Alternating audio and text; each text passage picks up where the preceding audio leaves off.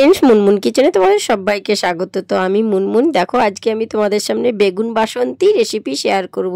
নিরামিষ দিনে এই বেগুন বাসন্তী রেসিপি একবার হলেও তোমরা বাড়িতে ট্রাই করো। আশা করছি এক থালা ভাত কিন্তু নিমেষেই শেষ হয়ে যাবে। তো তার জন্য দেখো, প্রথমে দুটো বেগুন আমি নিয়ে নিয়েছি। এবারে এই দুটো বেগুনকে আমি ভালো করে জলের মধ্যে ধুয়ে নেব। একটা পাত্রে দেখো জল নিয়েছি, জলের মধ্যে ডুবিয়ে কিন্তু দুটো বেগুনকেই কিন্তু ভালো করে ধুয়ে নিচ্ছি। ধুয়ে দেখো আমি সুন্দর করে লম্বা লম্বা করে বেগুনগুলোকে কেটে নিয়েছি, এবং বেগুনের বখাগুলো কিন্তু আমি কেটে ফেলে দেইনি। এগুলোকে এই একই রকমভাবে সরু সরু লম্বা লম্বা করে আমি বেগুনগুলো কেটেছি। এবারে কেটে ধুয়ে একটা পাত্রে রেখে দিয়েছি। এবারে এর মধ্যে দেখো স্বাদ মতো লবণ এবং স্বাদ মতো হলুদ গুঁড়ো দিয়ে আমি ভালো করে কিন্তু ম্যারিনেট করে আধ ঘন্টা মতো রেস্টে রেখে দেব, যাতে লবণটা ওর মধ্যে ভালো করে প্রবেশ করে। তো দেখো, লবণ আর হলুদটা কিন্তু আমি সুন্দরভাবে মাখিয়ে নিচ্ছি। এবার মাখিয়ে আমি আধ ঘন্টা মতো এটাকে রেখে দেব রেস্টে।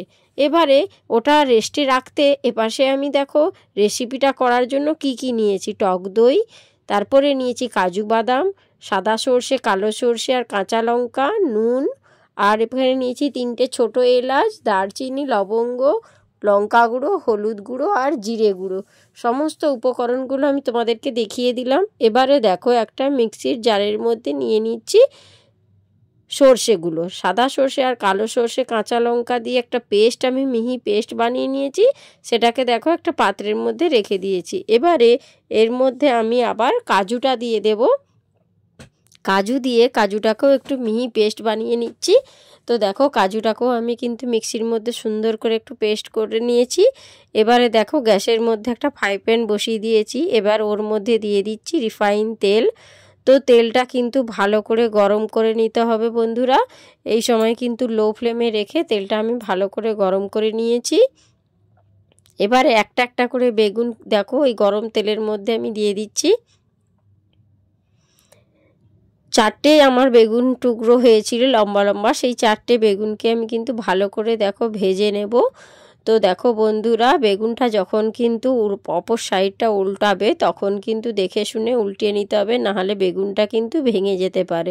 তার জন্য আমি খুব সাবধানে দেখো বেগুনগুলোকে উল্টে পাল্টে নিচ্ছি, এবং নিচেরটা আমার ভাজা হয়ে গিয়েছে বলে অপর সাইডে আমি উল্টে দিচ্ছি। তো খুব সাবধানে কিন্তু উল্টাতে হবে বন্ধুরা, দেখতে পাচ্ছ, নাহলে কিন্তু বেগুনগুলো ভেঙে যাবে।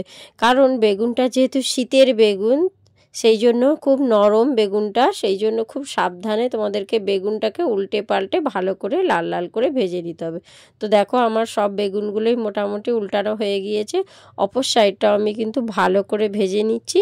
তো দেখো বেগুনগুলো মোটামুটি আমার ভালোভাবে ভাজা হয়ে গিয়েছে। আমি দেখো বেগুনের বখাটা ধরেই কিন্তু আমি বেগুনগুলো তুলে নেওয়ার চেষ্টা করছি।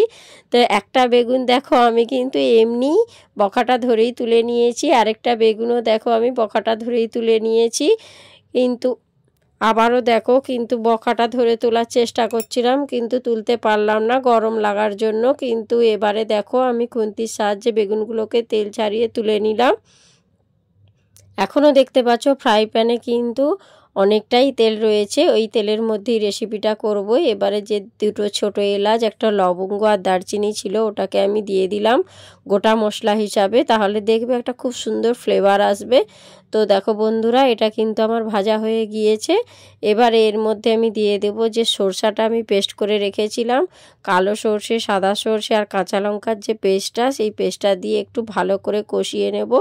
যেহেতু সরষা আমি কিন্তু বেশি কষবো না, মোটামুটি একটু সময় আমি কষিয়ে নেব।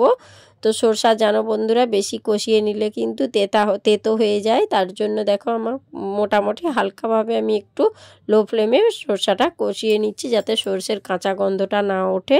তো এবারে এর মধ্যে আমি দিয়ে দিলাম 1 চামচ হলুদ গুঁড়ো, তারপরে আমি দিয়ে দিচ্ছি 1 চামচ লঙ্কার গুঁড়ো, তারপরে আবার এর মধ্যে দিয়ে দিলাম 1 চামচ ধনে গুঁড়ো। এবারে এর মধ্যে দিয়ে দিলাম স্বাদ মতো লবণ। লবণটা তোমরা তোমাদের প্রয়োজন মতো দিও।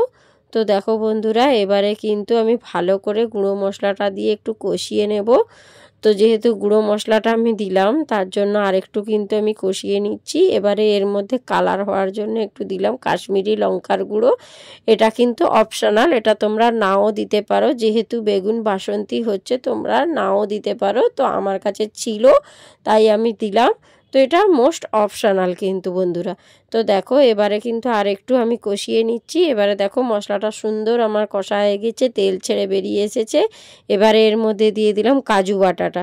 তো কাজু বাটাটা দিয়ে আবার একটু নাড়াচাড়া করে কষিয়ে নিচ্ছি। তো দেখো কাজু বাটাটা যেহেতু দিয়েছি এই সময় কিন্তু গ্যাসের ফ্লেমটা লো ফ্লেমে রাখবে, নাহলে কাজু তো খুব তাড়াতাড়ি তলায় কিন্তু ধরে যায়। তো দেখো কাজুটাও আমার কষা হয়ে গিয়েছে, এবার তেল ছেড়ে বেরিয়ে এসেছে। এবারে এর মধ্যে দিয়ে দিলাম 2 চামচ মতো টক দই। তো টক দইটাকে দিয়েও কিন্তু ভালো করে আরেকটু নেড়ে চেড়ে কষিয়ে নেব। তো দেখবে বন্ধুরা এইভাবে যদি তোমরা একদিন নিরামিষের দিনে বেগুন বাসন্তী রেসিপিটা করো, জাস্ট কিন্তু এক থালা ভাত নিমিষেই শেষ হয়ে যাবে, এটা আমি গ্যারেন্টি দিয়ে বলতে পারি বন্ধুরা। তো দেখো এতটাই অসাধারণ সুস্বাদু হয় এই রেসিপিটা। দেখো তেল ছেড়ে কি সুন্দর বেরিয়ে এসেছে এবং কালারটা কতটা সুন্দর হয়েছে। তো বেগুন বাসন্তী কি সুন্দর বাসন্তী কালার হয়েছে বন্ধুরা, দেখতে পাচ্ছ। এবারে এর মধ্যে আমি দিলাম হাফ বাটি মতো জল। যেহেতু আমি গ্রেভিটা খুব একটা বেশি রাখবো না সেই জন্যই আমি হাফ বাটি মতো জল দিয়েছি। তো তোমরা যদি মনে করো যে গ্রেভিটা বেশি করে রাখবে তাহলে আরেকটু জল দিতে পারো। তো হাফ বাটি জলটা দেওয়ার পর এর মধ্যে দিয়ে দেব দেখো 1 চামচ মতো চিনি। চিনিটা দিলে দেখবে টক দইয়ের সঙ্গে মেজারমেন্টে করে কিন্তু স্বাদটা খুব সুন্দর হয়। তো চিনিটা দেওয়ার পর আবারও একটু ফুটিয়ে নিচ্ছি। এবারে কিন্তু আমার মশলাটা একেবারে রেডি। এর মধ্যে আমি দিয়ে দেব ভেজে রাখা যে বেগুনগুলো। তো বেগুনগুলো বন্ধুরা আমি বলেইছিলাম যে শীতের বেগুন খুবই নরম, তো বেশি সে বেগুনটা দেওয়ার পর ফোটানো যাবে না বা বেশি নাড়াচাড়াও করা যাবে না খুন্তি দিয়ে, কারণ খুন্তির খোঁচা লেগে বেগুনগুলো কিন্তু ভেঙে যেতে পারে। তো দেখো একটা একটা করে আমি সব বেগুনগুলোই দিয়ে দিয়েছি। এবারে বেগুনটাকে আস্তে করে একটু জাস্ট ফুটিয়ে নিব এবং যে মশলাটা আছে সেই মশলাটা বেগুনের উপর একটু খুন্তির সাহায্যে দিয়ে দেব। এবারে দেখবে বেগুন বাসন্তীটা কতটা সুন্দর হয় বন্ধুরা। দেখো বেগুন বাসন্তীটা আমার মোটামুটি হয়েই এসেছে। এবারে কিন্তু আমি গ্যাসের ফ্লেমটা বন্ধ করে দেব। তো দেখো গ্যাসের ফ্লেমটা বন্ধ করে দিয়েছি বন্ধুরা, কত সুন্দর কালারটা হয়েছে এবং দেখতেও কত সুন্দর হয়েছে। তোমরা একবার হলো ওই বেগুন বাসন্তী রেসিপিটা ট্রাই করো। তো দেখো আমি প্লেটের মধ্যে সার্ভ করে দিয়েছি। অসম্ভব মজার কিন্তু এই রেসিপিটা। কার কার আমার রেসিপিটা ভালো লেগেছে একটু লাইক কমেন্ট শেয়ার করো এবং বেল আইকনটা প্রেস করে রেখো নিত্য নতুন রেসিপি পেতে। তো টাটা বাই বাই।